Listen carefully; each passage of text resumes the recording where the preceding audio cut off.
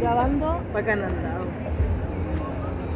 ¿Cómo sé si está grabando esto? Ahí está, 7, ya, sí, ayuya. Ahí va con 8, con 9. Hola, Corfo.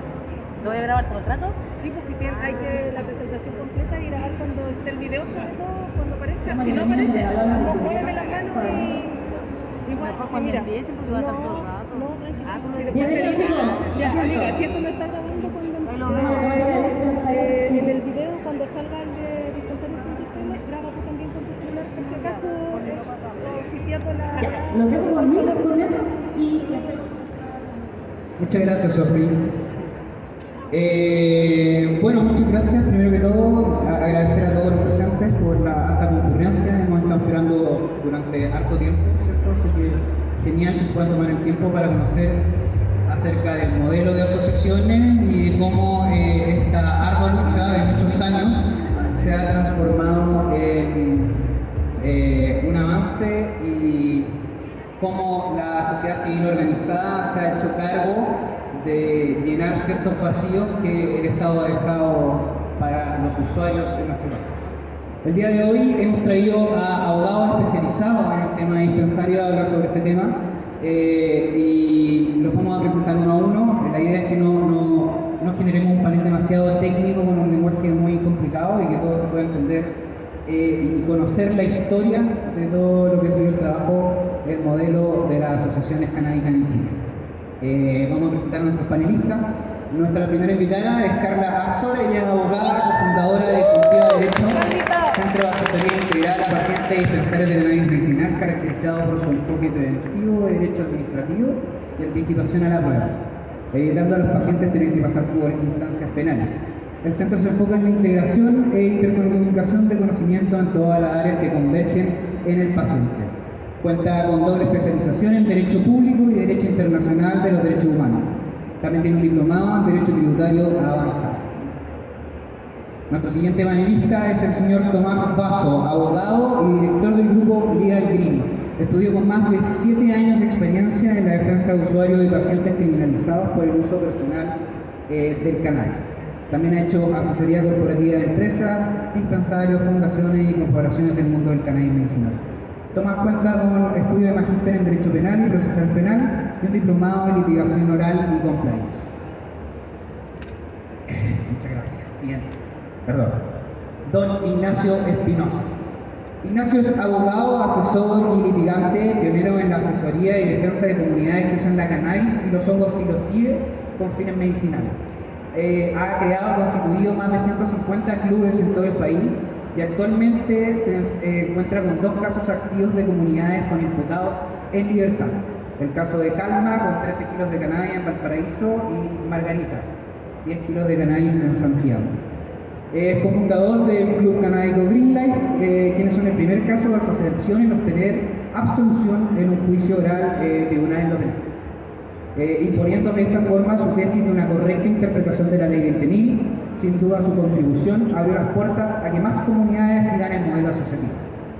Un aplauso para don Ignacio.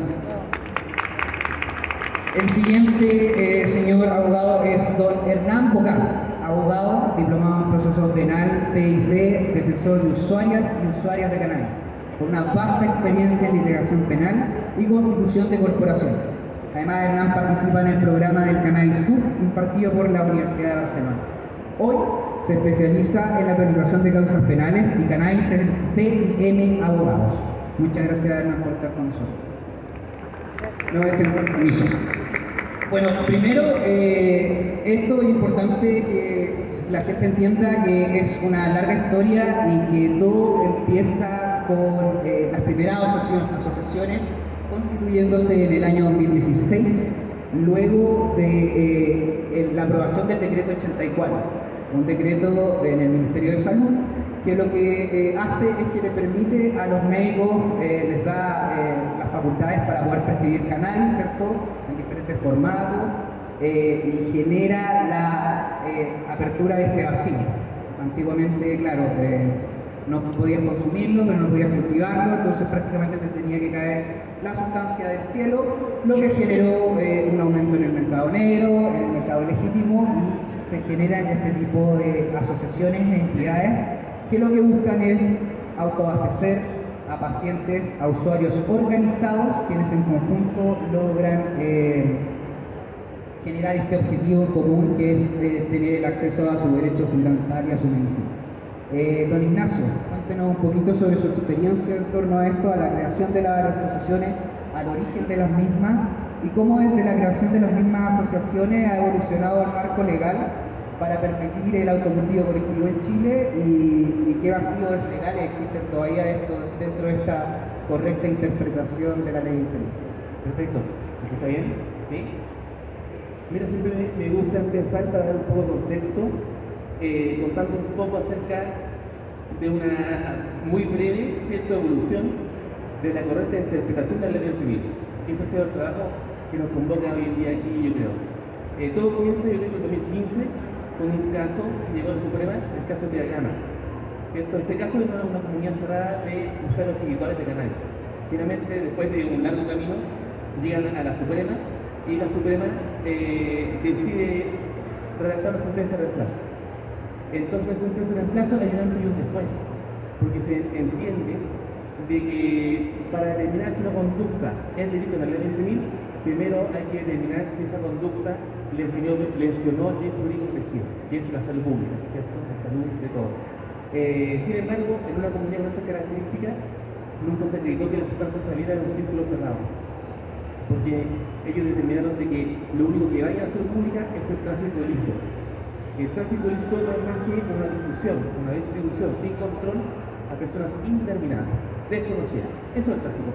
Y después, junta recursos, compra armamento, se hace distribuye una parte de la población en el tráfico que nadie quiere, en el contra del cual está todo. Sin embargo, esta comunidad cerrada, que lo único que quería era ejercer su soberanía esencial, sus derechos individuales, no había mayor delito y no había mayor lesión a más bien de que su salud individual. Y su salud individual, en virtud del principio del principio de lesividad, es un bien jurídico imponible donde el Estado no puede intervenir. Entonces se comprendió dentro de esa sentencia que hay una libertad disponible donde podemos actuar. Luego, teniendo ese caso, que hay un antes y un después, nos formamos con Greenleaf. Soy cofundador de Greenleaf, una comunidad, ¿cierto?, como dispensable también, de usuarios medicinales de cannabis. El objetivo era mejorar la calidad de vida dentro de una comunidad cerrada, justamente. Pero como no era modificar el psicólogo, como en el caso de Gama, no lo usaba de manera espiritual, la usamos de manera medicinal, lo que nos unía era la alza médica.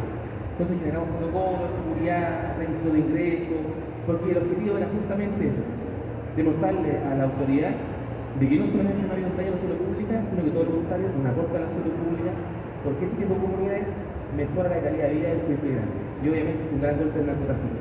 Y la gente se puede consumir su medicina con calidad, con asesoría y seguridad. ¿Y qué pasó? Desde el comienzo tuvimos la intención o pensábamos que teníamos que ir directamente a la justicia para ver si esto era posible o no. Entonces decidimos hacer un juicio de amparo preventivo. Se hizo el amparo preventivo en 2017, llegó la Suprema también, en contra de la ley, en contra del Carabinero, en contra del Ministerio Público, alegando de que lo que fundamentaba este recurso de amparo, si bien es cierto no había nadie detenido ni nadie investigado, pero lo que amparaba, lo que argumentaba para interponer este recurso era que había un temor, ya que producto de una mala interpretación de las policías, podían patear la puerta, llevarse las plantas, llevarse toda la gente que tenía, ya había tenido todo el que nos pasa de la comunidad. Y después lo contaron. Sin embargo, se escaló esto hasta la Suprema, y en la Suprema llegó el fiscal de la unidad de tráfico, que estableció o que señaló de que este recurso debía rechazarse porque no había ningún riesgo a estas personas, hasta para nosotros, porque no era su finalidad perseguirnos. Porque había también un uso, o sea, si hay un uso individual, un uso medicinal, ya incluso colectivo, no era su objetivo. Entonces se rechazó ese recurso porque no había riesgo para nuestra libertad. ¿Y qué pasó? Además, cualquier autoridad que conoce hechos, ¿cierto?, que pueden revestir el carácter de delito, tiene la obligación de denunciarlo. Pero tampoco hubo ninguna denuncia, los ministros de la Corte, los abogados de Carabineros, de PDI, que respondieron el recurso, ninguna denuncia. Sin embargo, bueno, en los sentidos victoriosos seguimos avanzando, pero el mes siguiente tuvimos un allanamiento. En ese allanamiento, el Carabinero finalmente se consigue la orden, Enrique estaba a cargo, que es el presidente de la comunidad, y cuando nos contactamos con la jueza de garantía, la jueza nos dijo, Si yo hubiera sabido que usted había hecho todo esto, que un recurso, que esto, que una persona jurídica sin fin de lucro, que era ser médica, a lo mejor me hubiera dado la otra. Pero ya era tarde, ya la había dado, no había nada que hacer. Y ahí avanzamos con el proceso. Enrique dijo: yo soy presidente de esta comunidad y yo me hago responsable de todo. Se lo llevan detenido, pasó la noche detenido, al día siguiente control de la detención. Y en esa audiencia la fiscalía, para variar, con las penas del infierno, que prisión preventiva, dos tipos de delito, que tráfico, que esto, que lo otro. Esto nosotros le hicimos hoy día, es verdad que hay plantas, son altas plantas, pero son para el uso medicinal de más de 40 personas. Enrique no tiene antecedentes. Y además, este se me puso amparo hace 2 meses atrás, dando a conocer nuestras actividades de manera totalmente transparente, invitando a la autoridad que venga a nuestra oficina a conversar con nosotros con toda transparencia. Y ahora también con el entrenamiento. Y entonces la jueza estimó que había 2 teorías muy distintas y distantes. La teoría de la fiscalía, que era un delincuente de lo peor, y la teoría nuestra, que éramos ciudadanos que ejercían sus derechos. Sin embargo, la fiscalía no tenía indicios que sustentaran su teoría. Si son traficantes, entonces las armas de fuego, gran cantidad de billetes, gente con antecedentes. Nada, solo el uso medicinal, la persona jurídica, de los amparos. Entonces, determinó que de momento esto como que no era más allá del artículo 8, entonces por tanto dejar que solo confirman a 15 días y arraigo. Y ahí pasó un proceso de 3 años tortuoso, yendo a ver a fiscal, intentando convencerlo, que es lo que hacemos siempre. Pero el fiscal tiene su teoría clara. Mira, usted tiene su teoría, fantástico, que le vaya bien, yo tengo la mía. Para mí es un delito porque yo tiene el uso del SAC. Aunque tenga una planta, tiene que tener el uso del SAC. Así que nos dejó pronto. Dijo: lo ofrezco una medida, que Enrique acepta responsabilidad, queda con el presente constructivo y no hablamos del tema. Estuve pensando, estamos con otros amigos que nos habían apoyado también después con la ley 20.000, y los amigos nos dijeron: mira, ¿sabes que en realidad si Enrique va a juicio, igual, si le fuera muy mal el juicio, lo condenarán, igual vamos a quedar en la libertad, entonces ¿por qué no mejor lo intentamos? Pero depende de Enrique. Y Enrique dijo: intentemos libertad esto, y nos fuimos con todo. Finalmente, imagínate que fue el allanamiento del 2017. Y en 2020 recién en enero. 4 días de juicio, llevamos testigos, llevamos 4 pacientes, fue don Sergio Sánchez con aspectos de salud pública, ¿cierto? Demostrando que una comunidad con estas características es una apuesta a la salud pública. Fue un agrónomo, fue nuestra psicóloga, Enrique, que era el diputado, otro diputado más que era agrónomo también. Finalmente el fiscal decidió irse contra ella 2 solamente. Yo también me imputaron, pero el fiscal no me información que seguir adelante, solamente contra Enrique y un agrónomo. Y finalmente pasó todo el juicio, y el último día del juicio los jueces iban a dar su veredicto y dijeron que habían quedado muy conmovidos con lo que habían presenciado, porque los de Enrique Walter quedan absueltos. Luego el fiscal la apeló, que siguió, pero la apelación nuevamente confirmó la sentencia que lo absolvía. Y de esa forma se concretó este primer caso, donde se confirma esta interpretación, porque a diferencia del primer caso, hace también que se amplíe esta interpretación, porque el primer caso era muy poquitas personas, poquitas plantas, todo muy cerrado. En cambio acá eran más personas, podían postular, podían salir otras, había pago de sueldo, pago de cuotas, más plantas. Entonces de esa forma, como que entendimos que sí había una interpretación y se podía decir un poquito más allá. Y luego fue avanzando, y ya como todos sabemos, el año pasado está la nueva ley, ¿cierto? Que daría su segundo artículo 8, que uno con receta médica ya podría ser tranquilo, que es algo que ya venían haciendo las cortes, en nuestro trabajo también veníamos apoyando. Entonces interesante como que fue del Poder Judicial al Poder Legislativo a lo que se venía haciendo a la práctica. Fue muy interesante porque el artículo se redactó tal cual como ya se venía tratando a la práctica y como ya se habían defendido esos casos. Y eso igual nos dejó más tranquilos, pero siguen habiendo, ¿qué pasa si siguen habiendo allanamientos? Que eso ya lo vamos a tocar. ¿Y qué pasó? Que finalmente esto ha seguido evolucionando.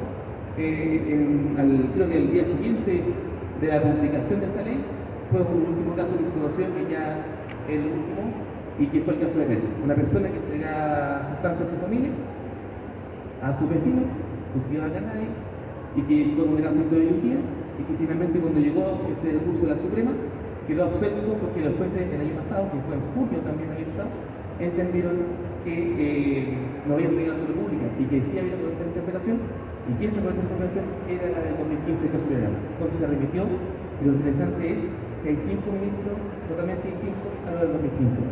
Entonces eso te da que hay otra interpretación que sí es sólida, y por eso estamos hoy en día aquí. Muchas gracias, Ignacio, por su Vamos a seguir avanzando. Entonces, con lo que nos ha contado Ignacio, ya podemos entender que las asociaciones de cultivo colectivo funcionan como cooperativas y lo importante en este momento es tratar de garantizar ese no entrega indiscriminada de la sustancia y mantener este circuito cerrado. Tomás, ¿usted nos puede hablar un poquito más o menos cuál es el marco regulatorio actual que permite el funcionamiento de las asociaciones económicas, por favor? Breve, un poquito, porque tenemos poquito tiempo y queremos pasar unas preguntas para que alcance a hablar respecto a los chicos. Hola. ¿Se escucha? Gracias Luis por la invitación aquí a exponer. Bueno, yo les quiero seguir continuando relatando la historia que Ignacio nos comentó sobre los fallos judiciales, porque nuestros tribunales de justicia en algo se tuvieron que basar para fallar a favor de los usuarios o los cultivos colectivos desde el año 2015. En este caso, muchos sabemos, y los que no saben, no tenemos una ley de la marihuana, una ley integral que nos hable del autocultivo, de la farmacéutica o de estos clubes canábicos, sino que existen diferentes leyes, decretos, reglamentos que regulan lo que podemos o no podemos hacer con la marihuana. La principal es la ley 20.000, ya claro que castiga determinadas conductas con la droga en general. En este caso se repite a la marihuana, que igual la meten todo el mismo saco que grande droga, y por tanto encontramos delitos genéricos aplicables a esto, como el tráfico, el microtráfico, o en particular, y se trata, en este caso en el artículo 8 de la ley 20.000, el delito de cultivo ilegal, que se configura cuando un usuario o una persona o un colectivo de personas cultiva sin una autorización o sin que ese cultivo sea para su uso personal próximo al tiempo. Hasta hace un par de años esta ley, este artículo estaba redactado de la misma forma, sin hablarnos de cantidades, de números de plantas, lo que claramente hacía muy difícil a los usuarios acreditar estas circunstancias, haciéndolos pasar por procesos judiciales, o que incluso se interpretara que ese uso personal no solo podía ser individual, sino que también podía ser colectivo. Pero todavía esta nebulosa, estas generalidades de que no sabemos cuántas plantas podemos tener para ser considerados usuarios personales, o usuarios colectivos, o usuarios industriales. El año pasado se dictó la nueva normativa que formalizó la receta médica a través de la ley antinarcos, que simplemente le agregó otro párrafo a este artículo 8 de la ley 20.000, señalando que se entenderá justificado el cultivo de especies vegetales de cannabis para hacer un tratamiento médico presentando esta receta médica. Entonces, eso hizo que la normativa se reforzara, pero que le agregara como un parche a esto del autocultivo, ¿ya? Porque en esta ley, en este artículo, se basaron simplemente los jueces para fallar. Entonces, si queremos entender cuál es la normativa que regula hoy día a los clubes canábicos, la fuente legal es el mismo artículo 8 de la ley de que nuestros jueces interpretaron que ese uso no solo es individual, si es personal, sino que también puede ser colectivo. ¿Ya? Distinto es que estas asociaciones, que llamémosle por su naturaleza, club canábico o dispensario o cultivo colectivo, busquen regularse jurídicamente a través de una asociación jurídica como la ley del emprendimiento, como fundaciones, corporaciones, ONGs. Pero no hay una ley hoy en día que nos diga los clubes canábicos deben constituirse como corporación o fundación o cuántas plantas pueden tener.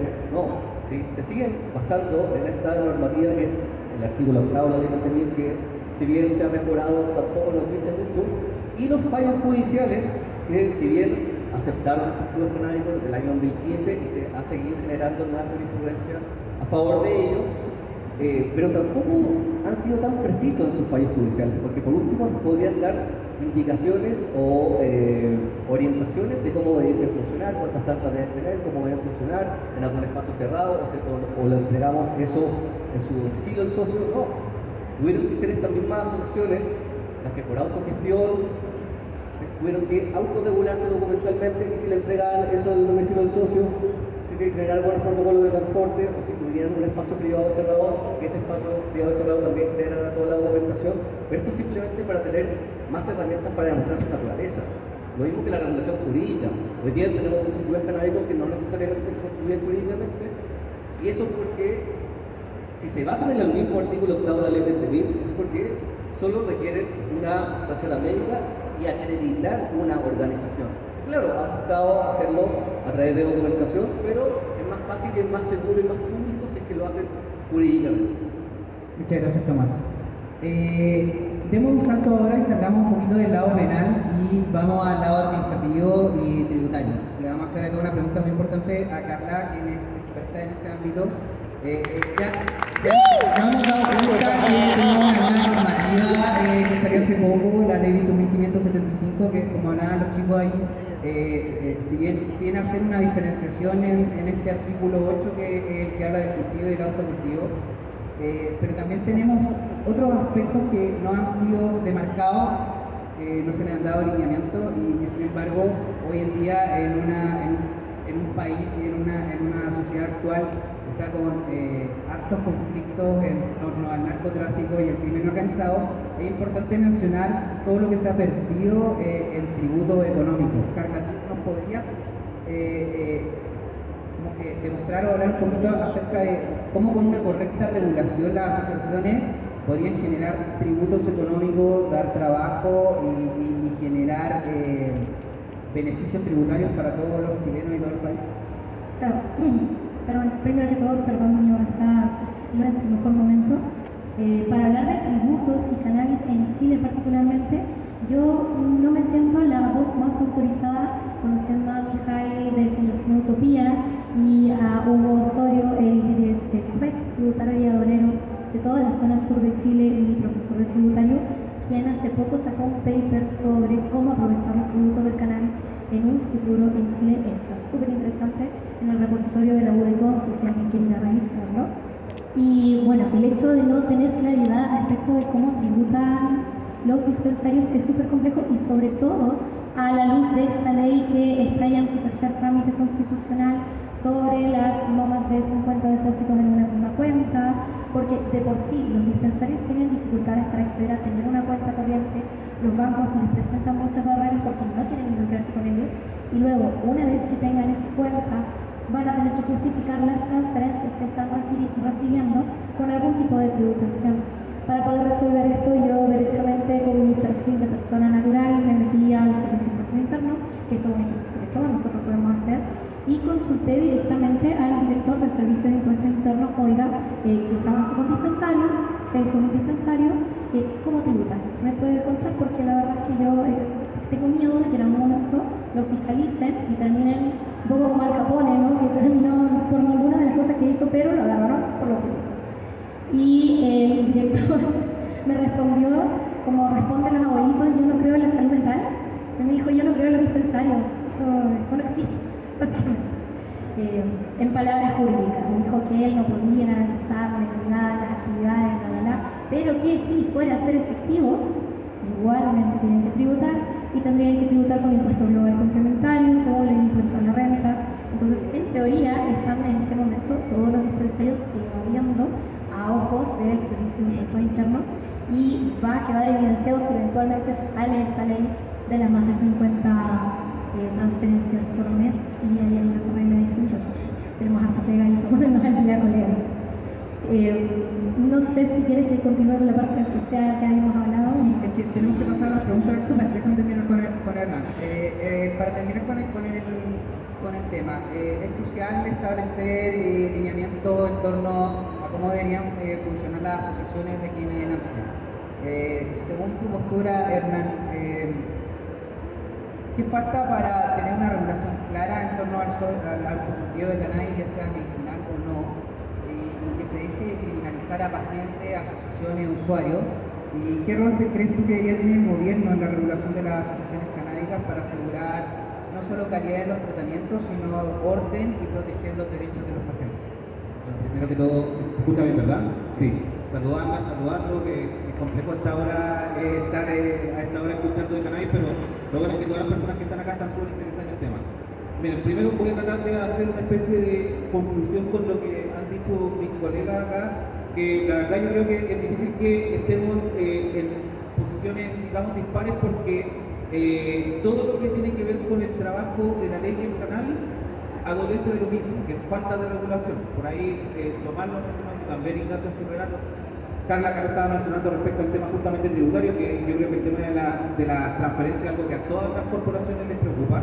Y la verdad que acá, si uno pudiese decir que falta, Desde mi perspectiva falta voluntad política para que se hagan las normas, para que haya una regulación que esté acorde a los requisitos como que tiene Chile. Nosotros somos uno de los países con mayor incidencia de consumo en el mundo, no tiene absolutamente ningún sentido práctico, ni ningún sentido legal, ni tributario, ni de nada que siga, digamos, como norma general el prohibicionismo, cuestión que además, y me paso a la segunda pregunta, es transversal a todo el sistema.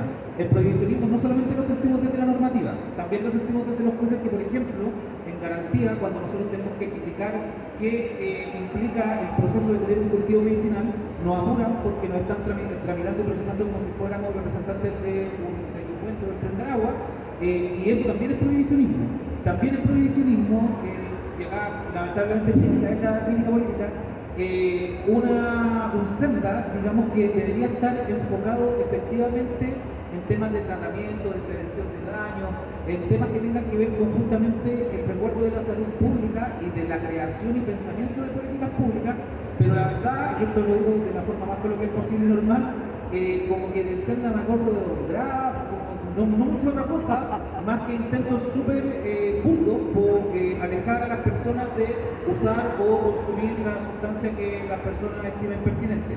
No estoy haciendo una apología al uso, no estoy haciendo una apología a nada, solo estoy diciendo que con la normativa que tiene Chile, escasa en este tipo de material, la verdad es que la curiosidad humana, la autoexploración y otro tipo de perfiles de derechos que son derechos de tercera generación, a los cuales nosotros no estamos lamentablemente acostumbrados a ejercer en nuestro país, van a ser mucho más postergados. Entonces, lamentablemente, como les comento, quiero tener un órgano público como el gobierno, aunque yo lo quería un poco más Estado. ¿Qué rol debería tener? Claramente debería tener primero un rol articulador en este tema, porque como bien lo mencionaban mis colegas, hay una norma por acá, un decreto por aquí, está la ley 20.000, que es una ley que persigue tráfico, por lo cual estamos ya en un marco más o menos negativo.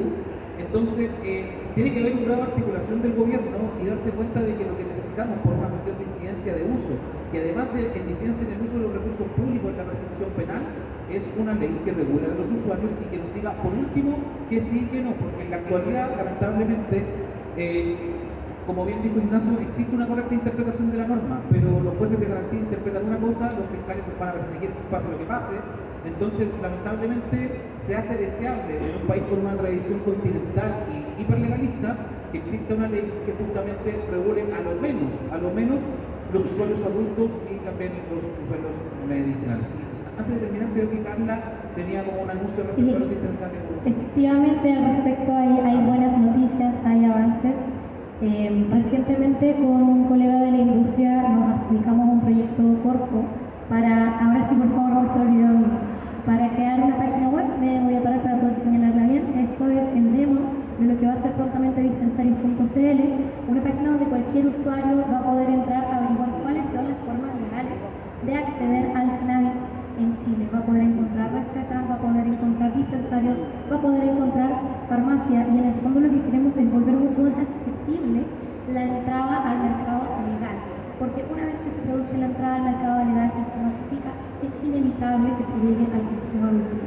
Además, como parte de este proyecto, Corfo me encargó que personalmente me encargara de asegurarme de que todos los dispensarios que entraban cumplían con los estándares mínimos de la ley chilena. Me tocó hacer un contrato, el cual puede ser una base para una futura legislación, en la cual se ponen estándares mínimos legales de no le vas a dispensar a menores de 18 años no representados, no le vas a dispensar a personas que estén fuera de tu círculo cerrado, vas a tener un reglamento de orden, higiene y seguridad, no vas a lavarte las manos antes de usar las flores, cosas por el estilo, mínimos, ¿no? Mínimos. Y ese documento está en este momento también el poder en manos de la diputada Ana María Ramuri como parte de la colaboración constante que llevamos para eventualmente hacia el futuro tener nueva legislación al respecto y ver cómo avanzan los derechos de nuestro país. Y que cultivemos esos Oye, derechos. lo importante, yo creo que nos demos cuenta de la dualidad de cómo está funcionando hoy en día. Porque claro, Carla en un momento manda un mensaje a los servicios impuesto interno y le dicen que no creen en los dispensarios o en las asociaciones. Y por el otro lado tenemos a Corfo metiendo recursos públicos en un proyecto que los organiza regional geográficamente. Entonces es importante que se vea eso más o menos en dónde nos estamos moviendo y cómo, a pesar de tener normativas claras, aún estamos bajo una cúpula de criminalización, de tabú y otro tipo de sesgos en torno a cómo somos como usuarios. Vamos a dar paso a preguntas. Creo que tenemos tiempo, no sé si hay algunas preguntas, perdón, a la organización que nos pasamos en el tiempo. ¿Hay preguntas o no? ¿Sí? Ya, tenemos tiempo a preguntar. ¿Alguien tiene una pregunta en específica para algún panelista o algún tema, alguna duda en específico en torno al tema de asociaciones y dispensarios? Allá, joven.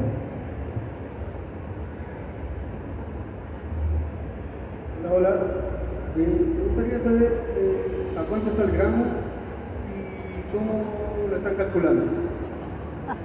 Chiquillos, ¿alguno de ustedes va a responder o voy? Creo que me ha invitado a mí. No, es que legal, es que legal.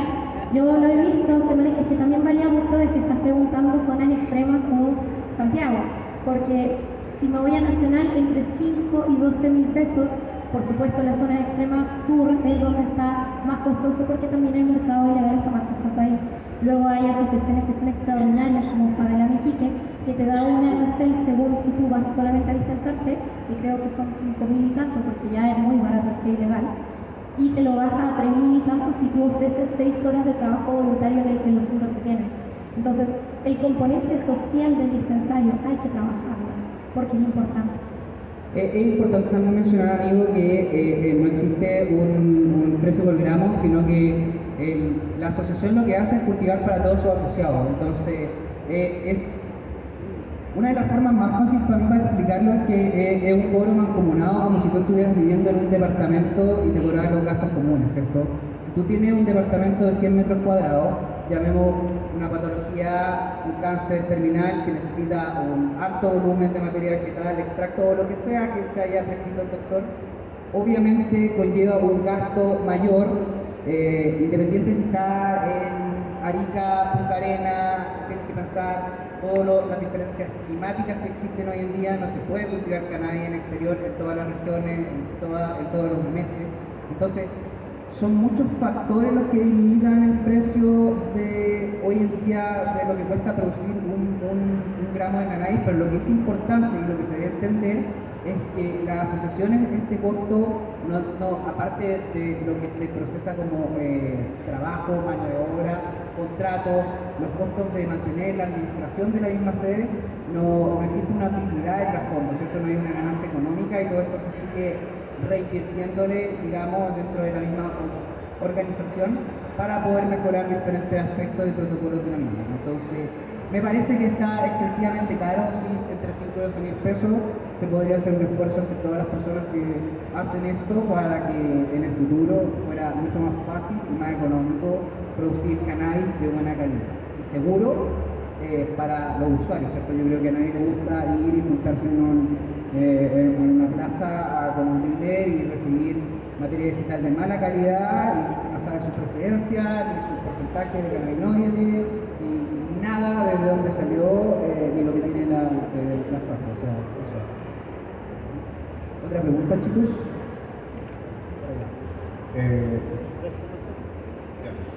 Mi pregunta va relacionada a los dispensarios hasta el día de hoy constan de alguna figura, tienen un asociado, son alguna persona jurídica, y esto va relacionado en la forma en que operan, porque muchos de los dispensarios supongo que se organizan y compran insumos de alguna manera. Esto lo pregunto porque también me gustaría entender, o si pudiesen compartir una visión de cómo ustedes veían la regulación hacia los dispensarios, como toda la tributación, cómo veían esa figura del dispensario. Tomás, ¿por qué no respondes tú la parte de la figura modelo?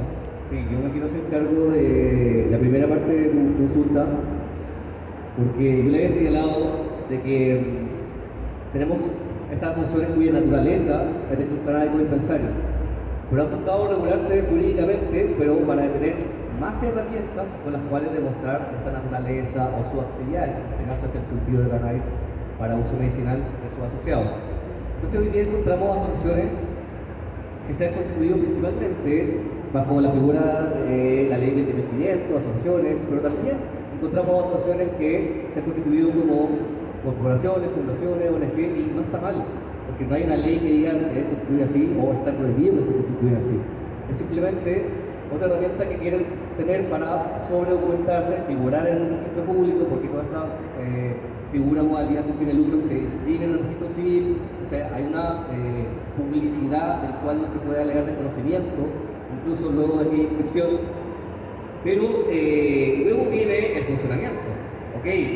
No todos se han regulado jurídicamente, ¿ya? Ahí se regulan documentalmente, los que se regulan jurídicamente también luego deben, como cualquier empresa, iniciar actividades, obtener un RUT, en ese sentido, escoger su régimen tributario, que yo creo que todos han elegido quizá un régimen distinto o tributal diferente. Sabemos que no estamos vendiendo un producto, por lo tanto no hay ese impuesto del IVA, o tampoco es una prestación de servicio lo que hacen ellos, sino que se sustentan en base a aportes o donaciones, ¿ya? De todas formas, cuando se obtiene el RUT de inicio de actividades, claro, tienen que hacer declaraciones mensuales, o al menos declarar que esos ingresos que vienen de los aportes o donaciones de las cuotas de incorporación se están reinvirtiendo, ¿ya? Pero tampoco está la regulación, como señaló Carla, del modelo en específico que se tiene que regular en este caso. Sí, y nuevamente yo quiero recalcar lo mismo, o sea, las asociaciones lo que hacen es hacer cosas, ¿cierto?, que no están escritas en ningún lado, que deben hacerse de esta forma, para seguir demostrando lo que son.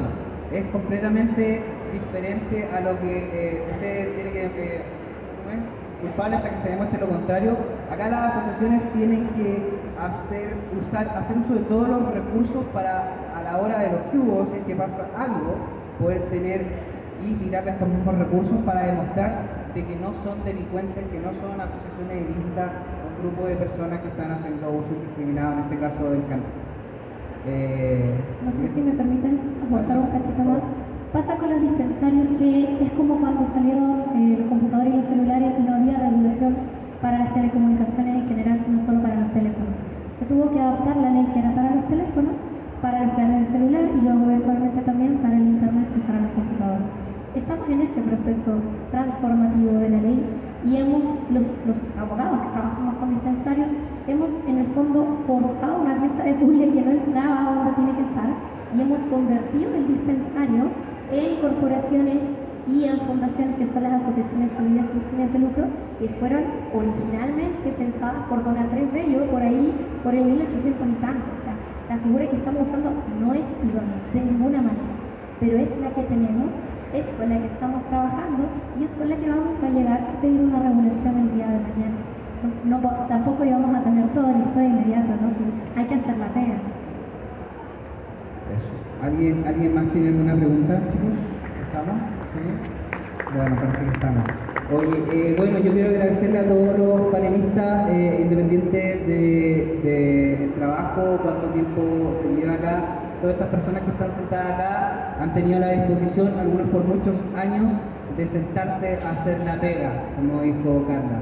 Ya llevan 2 años, 3 años, 5 años, 8 años, y en esto, los que llevamos harto tiempo en esto, se agradece de que otras personas tengan la disposición de sentarse a hacer la pega. Así que eso es una invitación para todos los que están acá, que quieran participar de esto, crear su modelo asociativo, organizarse ante el paciente, es completamente legítimo, hagan uso de su derecho fundamental y por favor, hagan la pega. Esa es la invitación. Muchas gracias, Hagamos chicos. la pega. Gracias por hacer la pega. Carlos Chile, muchas gracias Luis, Ignacio, Tomás, Carla, agradecemos.